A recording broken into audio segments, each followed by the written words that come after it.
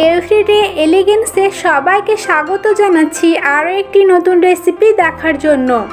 যে যেখান থেকে বসে আমার আজকের এই ভিডিওটা দেখছেন, আশা করছি সবাই ভালো আছেন। আজ আমি আপনাদেরকে খুবই মজাদার হেলদি একটা নাস্তা তৈরি করে দেখাবো। এটা তৈরি করা খুবই সহজ আর খেতেও ভীষণ মজা। মাত্র দুটো আলু আর 1 কাপ কর্নফ্লাওয়ার দিয়ে আমি আজকের এই নাস্তাটা তৈরি করব। আপনারা এটা বানিয়ে বিকেলের নাস্তায় অথবা সকালের নাস্তা হিসাবেও খেতে পারেন। ছোট বড় সবাই খুবই পছন্দ করবে, বিশেষ করে বাচ্চাদের টিফিনে আপনারা তৈরি করে দিতে পারেন। বাচ্চারা খুব মজা করে খাবে। তো চলুন শুরু করা যাক। কিভাবে আমি আজকের এই মজাদার হেলদি নাস্তাটা তৈরি করেছি সেটা আপনাদেরকে দেখিয়ে দিই। তার আগে এই চ্যানেলে যারা নতুন তারা চ্যানেলটিকে সাবস্ক্রাইব করে পাশে থাকা বেল আইকনটি প্রেস করে নিন। প্রথমেই আমি দুটো বড় সাইজের আলু সিদ্ধ করে খোসা ছাড়িয়ে নিয়েছি। এবার সিদ্ধ আলুগুলোকে গ্লাসের সাহায্যে ম্যাশ করে নিচ্ছি।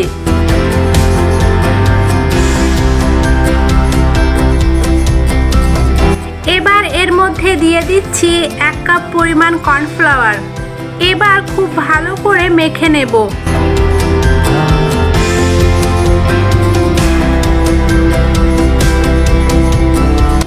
মাখা হয়ে গেলে লুচির মতো লেচি কেটে 2 হাতের সাহায্যে গোল করে নেব।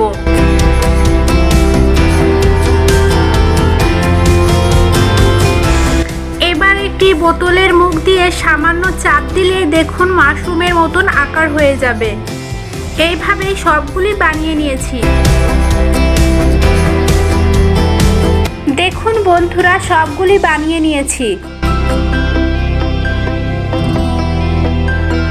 এবার একটি ফ্রাইং প্যানে জল গরম করে মাশরুমগুলিকে ফুটিয়ে সিদ্ধ করে নেব।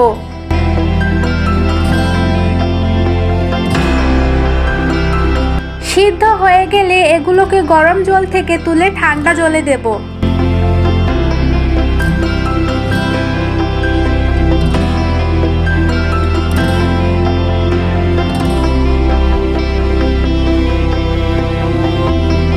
অন্যদিকে কড়াইয়ে তেল দিয়ে তেল গরম হলে তার মধ্যে দিয়ে দেব পেঁয়াজ কুচি এবং লঙ্কা কুচি।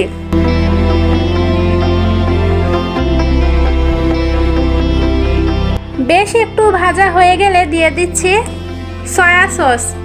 আপনারা এখানে টমেটো সসও দিতে পারেন। এরপর দিয়ে দিচ্ছি স্বাদমতো লবণ, 1/2 চা চামচ হলুদ। এবার ভালো করে মিশিয়ে নিয়ে এতে দিয়ে দেব জল থেকে তুলে রাখা মাশরুমগুলি।